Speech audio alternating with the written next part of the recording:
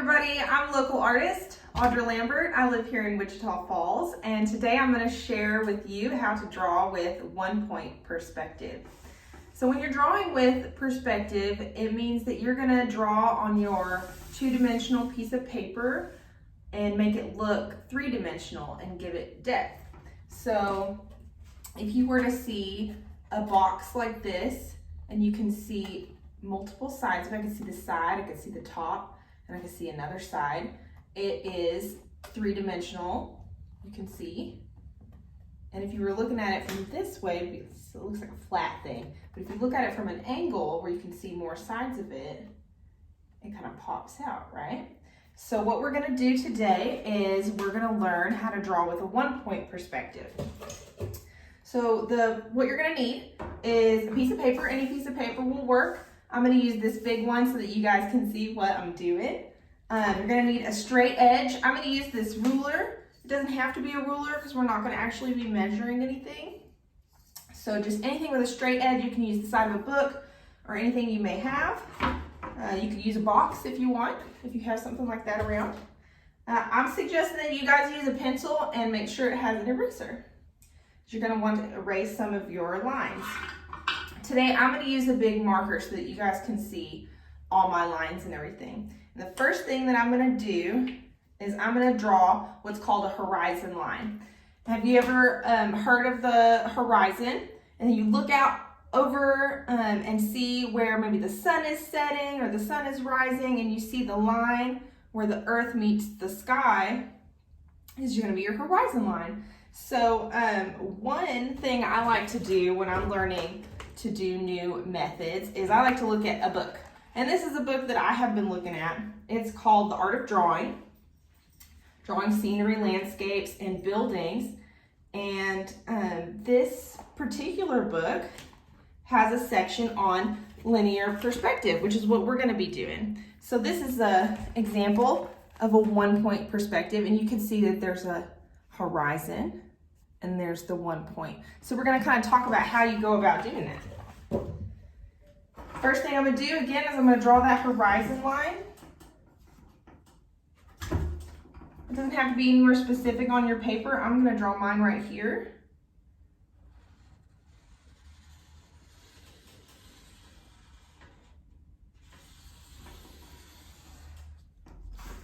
And then I have to decide where my 1 point's gonna be. If we look back at the book that I have, you can see they put their line, or their dot, kind of in the middle of their horizon line. So I'm gonna do something kind of similar. So instead of using the dot, I'm gonna use a big X so you can really see it.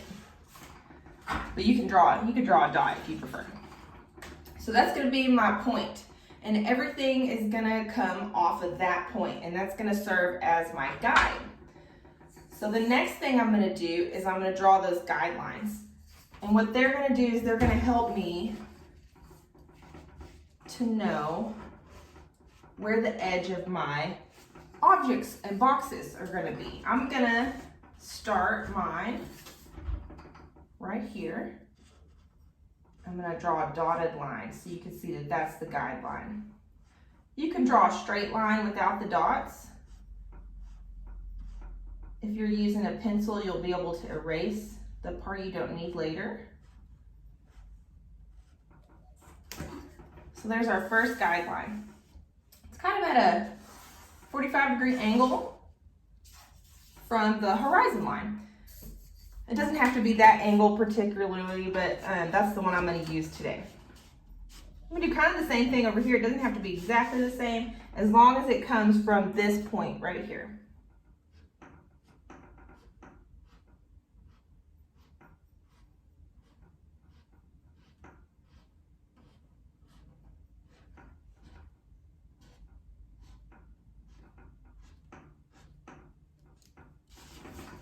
So there's my second one.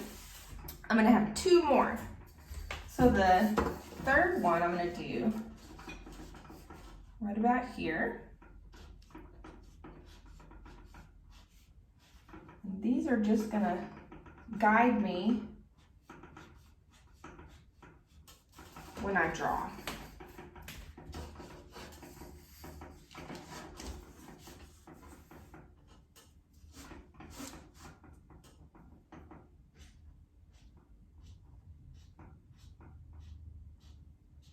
Have you ever noticed when you stand on the street and you look out towards buildings, how they kind of seem to get smaller and smaller as they get further and further away?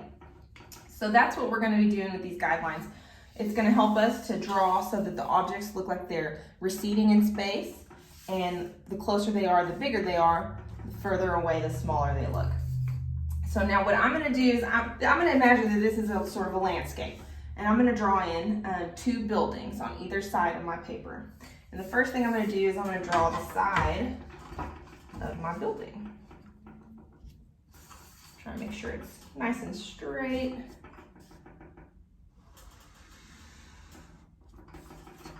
Okay, so I've gone from the top guideline to the bottom guideline on this side. I'm going to do the same thing over here.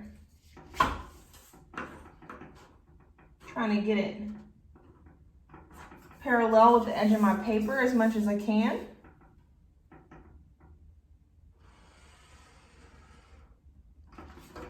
Okay, so there we go.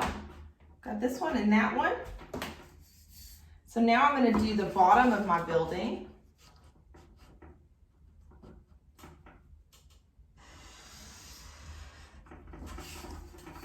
All right. Do the other side.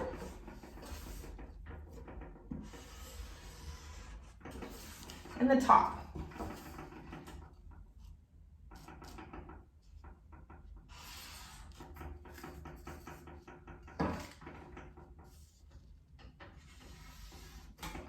All right, kind of starting to see it. Now, if I had used a pencil and I was able to erase, I would now erase this whole section here of the horizon line and this whole section here. And I would also erase all of this part, and all of this part. So all that part can just go. And once you've erased that part, then we can move on to other details on the building. Okay, now so we've erased all of our guidelines and we have our 2 buildings and we still have our horizon line with where our 1 point is, right there. And so now I kind of want to, I've got my buildings, now I kind of want to add some details and more things going on. So I'm going to add a window right over here. I'm going to use those same concept from before with the guidelines.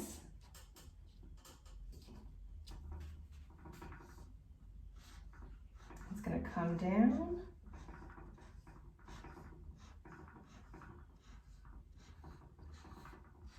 So this is going to be the bottom of the window. And I need a top of my window too.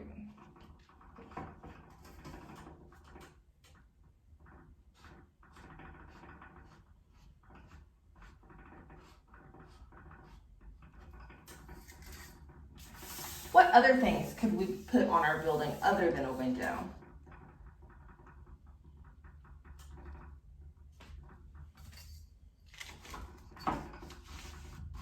Maybe a door.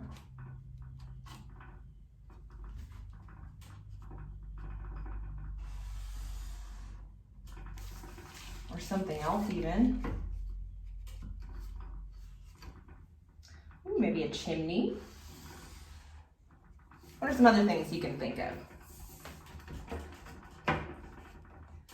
So I've got the 2 sides of my window. I'm going to block in the bottom and top of my window using my guidelines.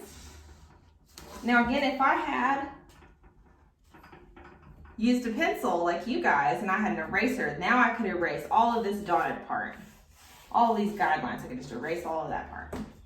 So now I've got my window and I really want my window to pop. I want my window to look 3-dimensional like this box. See the box, you can see it's got some depth to it there, right? So I want to do that with my window. So I'm going to use that guideline. I'm going to come from my 1 point right there and I'm going to do another guide.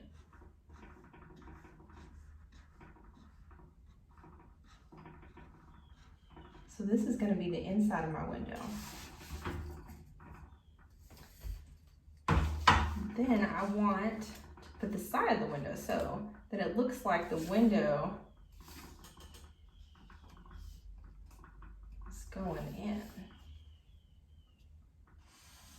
and has depth.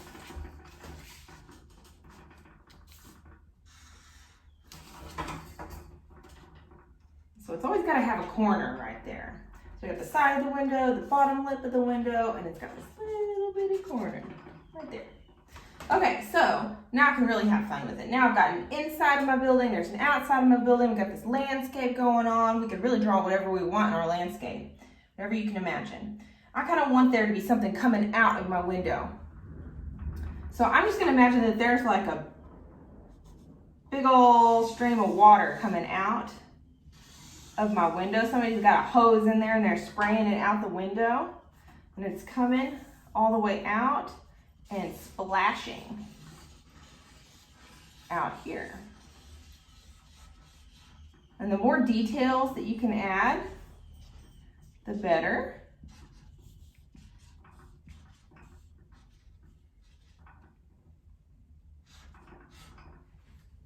So, you know, and the inside of the window, unless they had the lights on inside, it would probably be dark inside. So I'm gonna fill in my window. I'm gonna be careful. Now, if I had a pencil, again, I would erase this part here.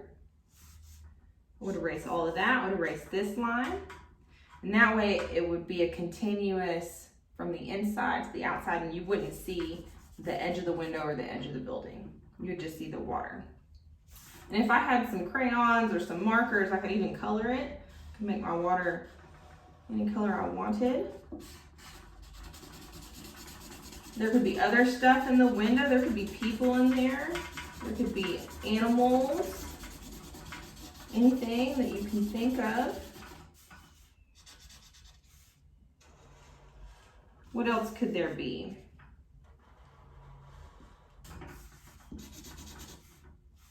I kind of got out of the line there, but that's okay. I'm going to keep going.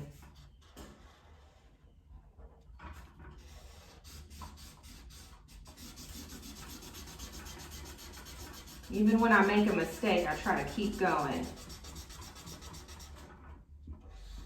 It will be flossom. Okay, so now I got my two buildings, I've got my window, I got some water coming out of the window and splashing. Really, I could keep going. I could draw whatever I wanted. Maybe there wasn't a building on this side, maybe there was some other stuff going on. Really, you can do anything that you can imagine with this 1 point perspective. And I'm going to show you this example again one more time. So if you were standing on the street and you were looking back, you could see the 1 point. Everything that's further away is smaller, and everything that is closer is bigger. So I hope you guys had fun. I'd love to see some of your drawings. You can submit it to our website and show me what else you can imagine in your landscape, and have fun with it.